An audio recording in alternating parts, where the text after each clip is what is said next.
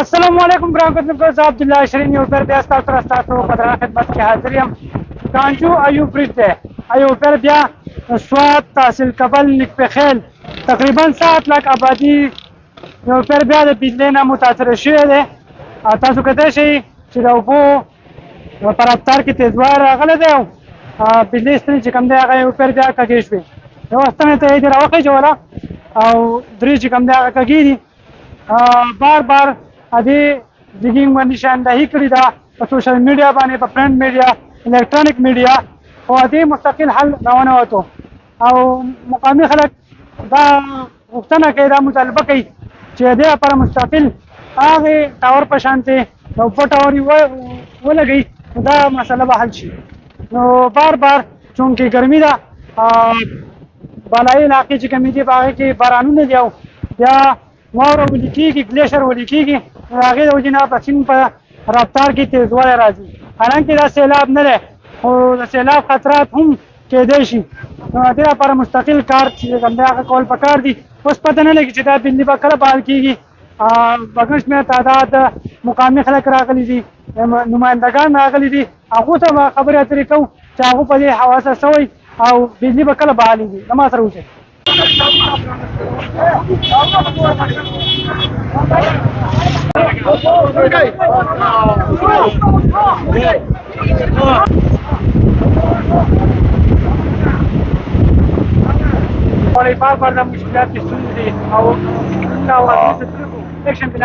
بسم الله الرحمن الرحیم. ډیره مننه.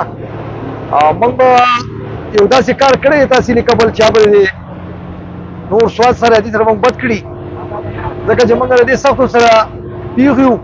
که سیلاب راځي هم د هغې نظر کیو او که دهشتګردي راځي د هغې هم نظر کیو. تحصیل کابل خدای خبر چې د دې په دغه باندې کم ګناه کړی دی. یوه میاشت مخکې ما وابډا ایس راغی دلته ودرېده، ما ورته دا خبره وکړه چې دا ستنې وړي. هغه هسې د میاشتې لکه سړی چې د اختر میاشت دی کېدي سیکه په مخه لاړ. هغه موږ اپ نیمه د هغه ستنې ودرولې او بجلي موږ بحال کړه په یوه ورځ کې.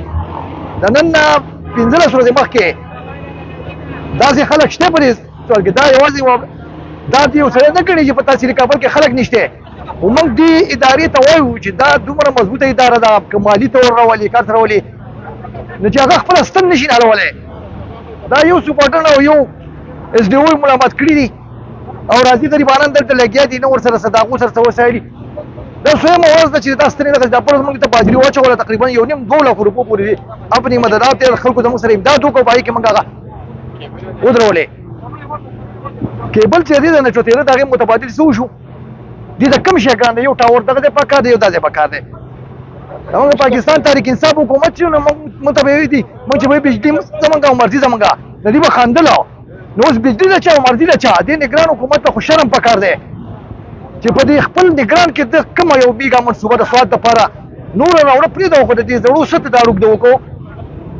زه خو حیران دی، امام محمد علي شاه منستر دی، ټول اختیارمند او ابدا چې دی امیر مقام دی، دې خالي بدیانو ته دي، دې خلکو انتقامي کاروایانو ته دي، دې خلکو نه سیکورټي اخیستو ته دي، دې ټرانسفر او پوسټینګ دپاره پرتې شوي دي.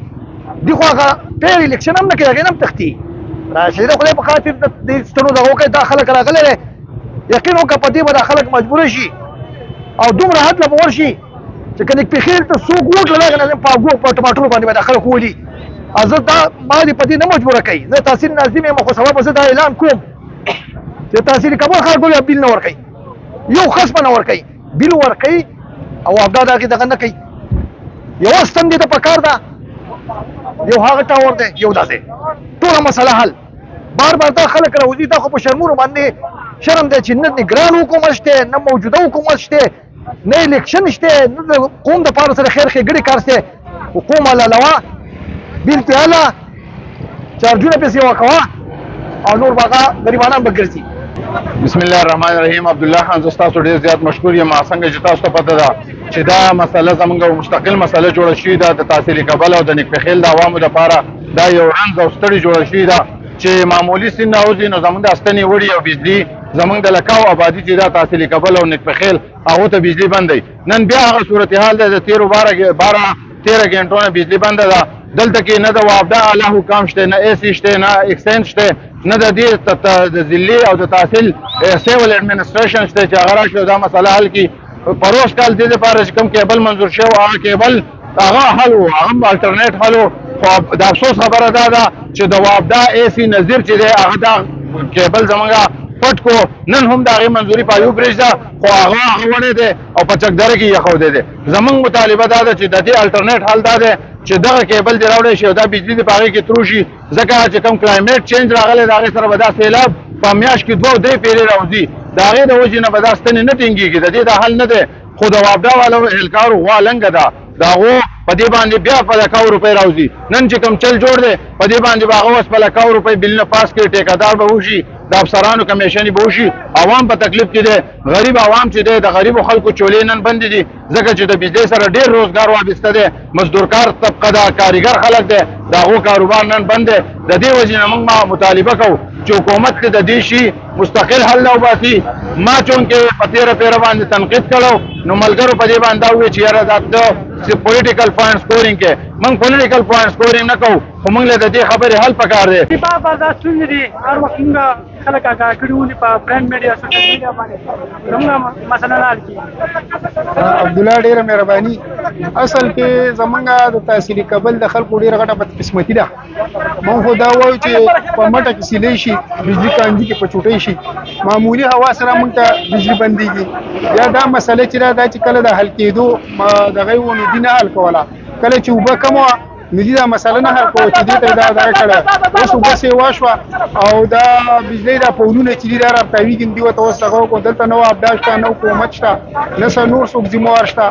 دغه سید خان دلې او دا راشي دې دغه ته ودرېږي او نور خو دلته کې د څه قسمه خلک مایوسه دی او ډېر زیات تکلیف دی. دا تقریبا په لکاو آبادي ده، دې ته دا بجلي په مخه بندېږي.